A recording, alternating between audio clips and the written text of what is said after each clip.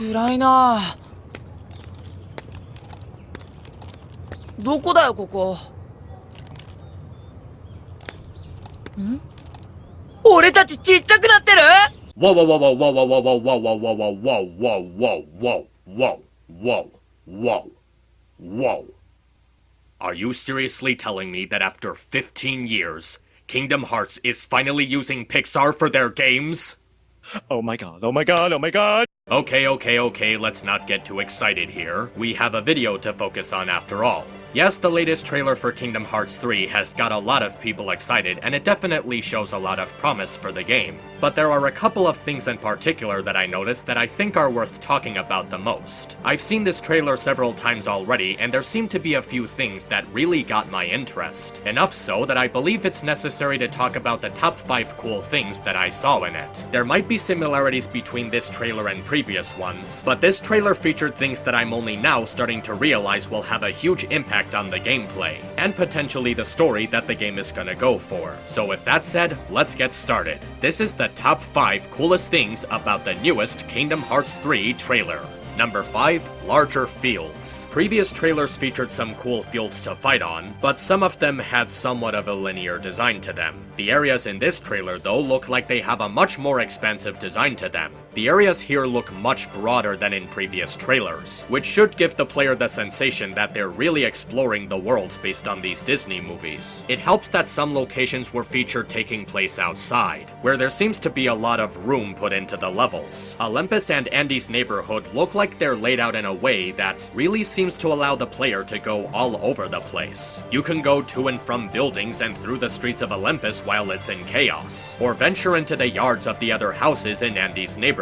The game even sets up an opportunity to explore a toy store, which I assume will give the player a lot of chances to explore the environment. It's difficult to tell exactly how these levels will be laid out though, considering the absence of the minimap that's usually in the corner of the screen. I'm hoping that this won't be a problem because the map was used to help players get a sense of direction when they had a hard time memorizing the designs of the levels. I don't know, maybe the map will be available on a separate screen, which I do think would be useful so that it's not covering up anything on the battlefield. Either way, I feel like that the areas in this game look like they're really designed for the idea of exploration, which will make it very fun traveling to these new worlds that are featured in the game. Number 4, hijacking specific enemies. When we get to the toy store, Sora manages to hijack several action figure Heartless and uses their powers to fight other enemies. This might be our first time seeing this, but if this is any indication, it seems that Sora will be capable of taking control of specific Heartless, immobilizing them and using them as weapons to fight off other enemies. It's a new element to the battle system that adds variety to the gameplay, and it seems to make the combat more expressive,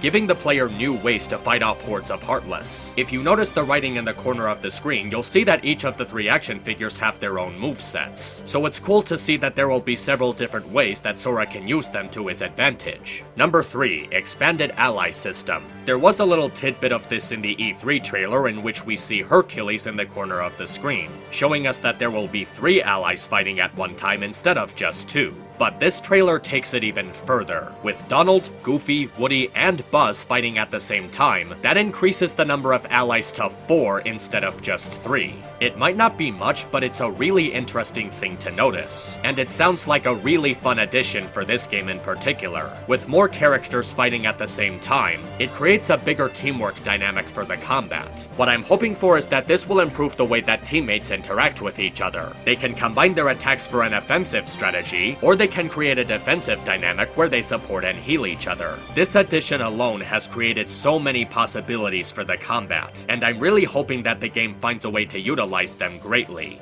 Number 2, potential stories. A while ago it was revealed that Big Hero 6 was going to be in the game.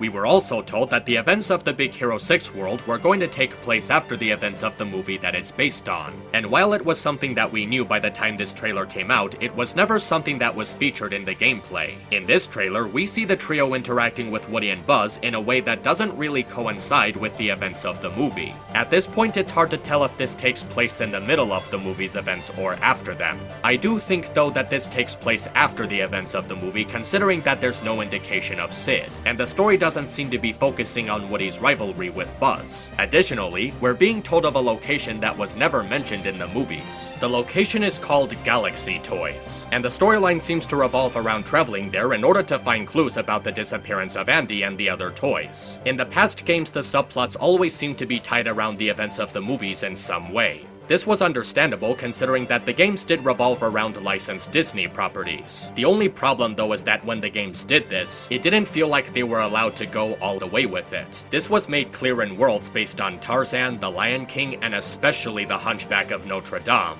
A lot of iconic moments from the movies weren't shown in the games, or they were altered in some way. This was probably done to either censor some of the darker stuff from the movies, or there was some licensing issues with Disney and Nomura wasn't allowed to use exactly everything. This made the storylines in the worlds feel a little bit awkward in some way. Kingdom Hearts 3, however, looks like it's going to take the exact opposite approach. The events of the movies will be completely absent in this game, with entirely new storylines being built around these worlds. Now, this concept has been used in previous games, but it was never fully embraced. They always seem to reference the movies in some way. Considering what we've seen so far, it feels like Kingdom Hearts 3 is going to fully go through with this idea, with the main plot focusing on Sora and his friends preparing for a war against Xehanort and his 13 Darknesses. There wouldn't be enough time to copy what happens in the movies without sidelining the story in some way. It looks like it's going to focus solely on the gang traveling to worlds in search of allies for the upcoming battle while dealing with any abnormalities that Xehanort's army causes. This is actually a good thing for this game in particular since it's meant to be the epilogue to the Darkseeker saga, and in order for all of the story to be wrapped up in a satisfying way, there has to be more focus put into it. And so far it looks like it's going to do well with those intentions. Number 1. New weapons. I think the most important part of the game is how the player is going to control Sora. The player needs to feel like the control over Sora has been improved and advanced on since previous games, while adding new ways that he fights enemies in battle. And one of the biggest additions to Sora's gameplay by far is new weapons. This looks like yet another advance in the gameplay in some way, adding much more variety and brand new movesets to Sora's arsenal. It creates new ways for the player to experience and play through the game. This was hinted at and somewhat shown in previous trailers, but it was never really focused on until here. We see that Sora is able to transform his Keyblade into an entirely new weapon depending on what kind of Keyblade that he's wielding. Knowing that Keyblades are capable of transforming into this stuff makes their designs feel much more creative. For this trailer, we see that Sora transforms his Keyblade into a hammer, with attacks that have a wide range and a heavy hit to them. But what's really cool is how the hammer transforms into a drill, which can also be used as some kind of whip.